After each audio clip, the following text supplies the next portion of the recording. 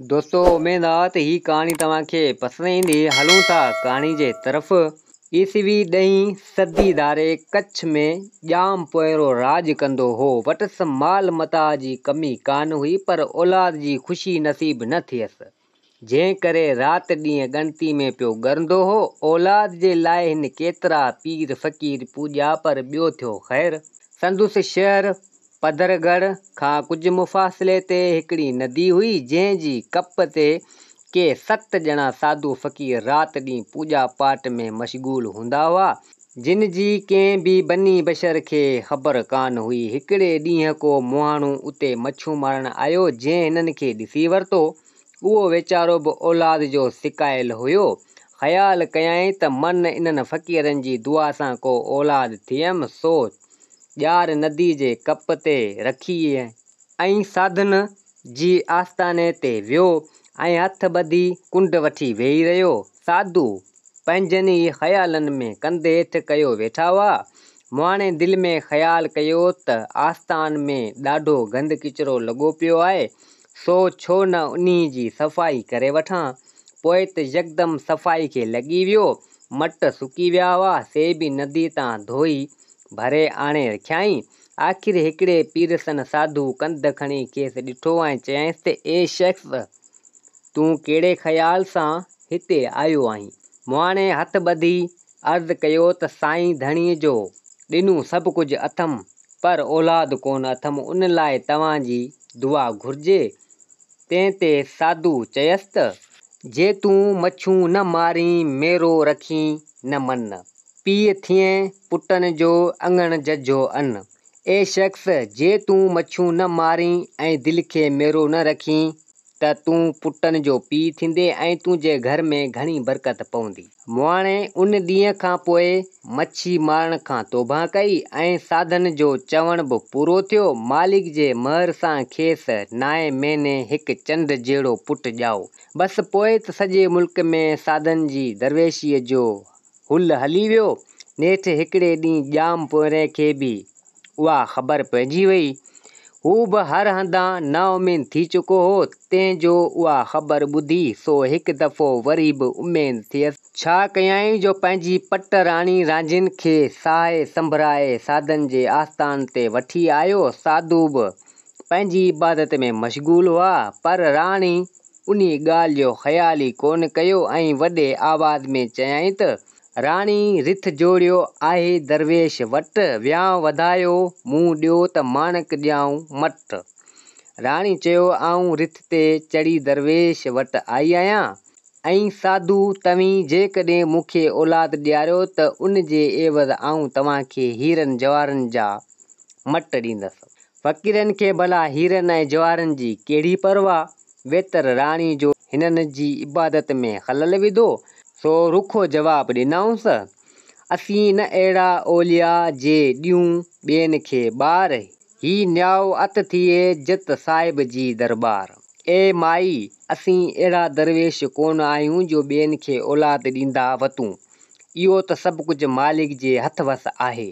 साधन जो इहो जवाबु ॿुधी राणी खे ॾाढो ॾुख थियो, पर वरी बि खेनि सताइण लॻी त ए साधू, तव्हां हिकिड़े मुहाणे खे पुटु ॾिनो आहे, पर हिन मुल्क जे राजा खे नथा ॾियो। छा असीं उन मुहाणे खां बि घटि आहियूं? तंहिं ते वरी बि फ़क़ीरनि खेसि सम्झाईंदे चयो त ॿाई ॾाही थी, असीं न ठोड़ा ठग, हिकिड़ो हींअर झले ॾियूं जे हुजनि असां वटि वॻ। ए माई ॾाही थी, असीं ठग कोन आहियूं जो तोखे कूड़ो दिलासो ॾियूं। असांजे वस में जे ॻाल्हि हुजे त हींअर ई खणी तोखे पुटु ॾियूं। साधन जो रुखो जवाबु ॿुधी राणी औलाद जी आस अंदर में ई सांढे मायूस थी महलात ॾे मोटी आई ऐं समूरी हक़ीक़त ॼाम पोइरे खे ॿुधायईं। राजीअ पोइरे ॼाम खे चयो, ॻाल्हियूं 4 मुहाणे ते महर थी असां लाइ इनकार। राणी रांझी पोइरे ॼाम खे सची हक़ीक़त ॿुधाईं त साधन मुहाणे ते महिरबानी करे उनखे औलाद ॾिनूं, पर असां लाइ इनकार कयाऊं। साधन जो इहो रुखो जवाबु ॿुधी ॼाम पोइरे खे ॾाढी कावड़ लॻी। सो छा कयईं जो 7 ई साधन खे खणी तहखाने में बंदि कयईं। सम्झाईं त पाणे बुख उञ में लाचार थी मूं लाइ दुआ घुरंदा। ॾींहं गुज़री विया पर साधुन कुझु बि कीअं कुछो। तंहिं ते राजा हेकारी भाउ थी वियो ऐं हुकुम ॾिनई त हिननि साधन खे तहखाने मां कढी हिकिड़े खुले मैदान ते घाणे में ॿधी वहायो।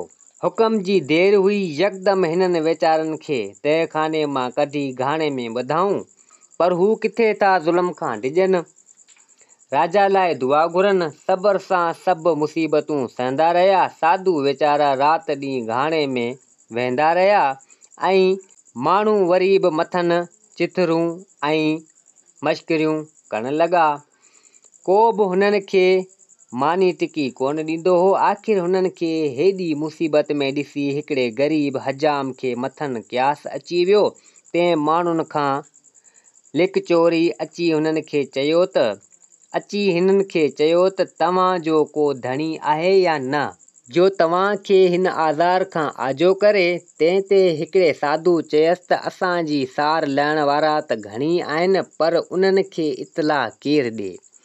असीं 7 ई हिते घाणे में ॿधा पिया आहियूं। बाक़ी जो को माण्हू असां मां हिकिड़े जे बदिरां वहे त जेकर उहो वञी मददगार खे सॾे अचे। हजाम चयो त जेकॾहिं तव्हांजी ईअं जिंद छुटंदी त आऊं तव्हां मां हिकिड़े जे पारां हिन घाणे में वहण लाइ तयारु आहियां। ईअं चई हिकिड़े साधू खे खोले पाण उन जे पारां घाणे में वहण लॻो। घाणे मां छुटियल साधू थोरो पंधु करे अची हिकिड़े टुकरीअ ते चढ़ियो ऐं पंहिंजी देवता खे सॾण लॻो। कननि पाई कुकरा दर्स ॿरायम दान, रिथिया राज उघां अञा कोन आयो। दर्स चवण लॻो त असीं हिते मुसीबत में फाथा पिया आहियूं, पर तव्हां मां अञा ताईं असांजी मदद लाइ को बि कोन आयो आहे। साधू जी पुकार ते थोरे ई वक़्त खां पोइ हुननि जी मदद लाइ 72 जख अची कच्छ जे बंदर चखोई ते लथा।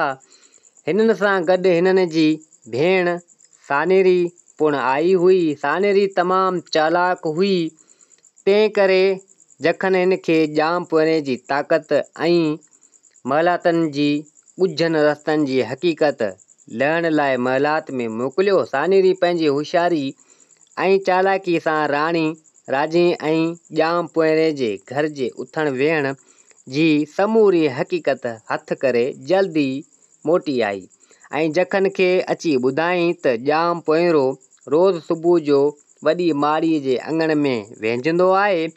इहो वक़्तु ऐं हंधि पोइरे खे मारण लाइ ठीकु थींदो। सानेरी जी उहा अटकल सभिनी खे वणी ऐं ॿिए ॾींहं जो इंतज़ारु करण लॻा। ॿिए ॾींहुं हमेशह वांगुरु जीअं ॼाम पोइरो वेंझण खाने में वियो, तीअं कुकड़ नाले हिकु जख टुकरे ते चढ़ी निशान चिटे अहिड़ो त तीर हयसि जो ॼाम पोइरो उते ई फतकी मरी वियो।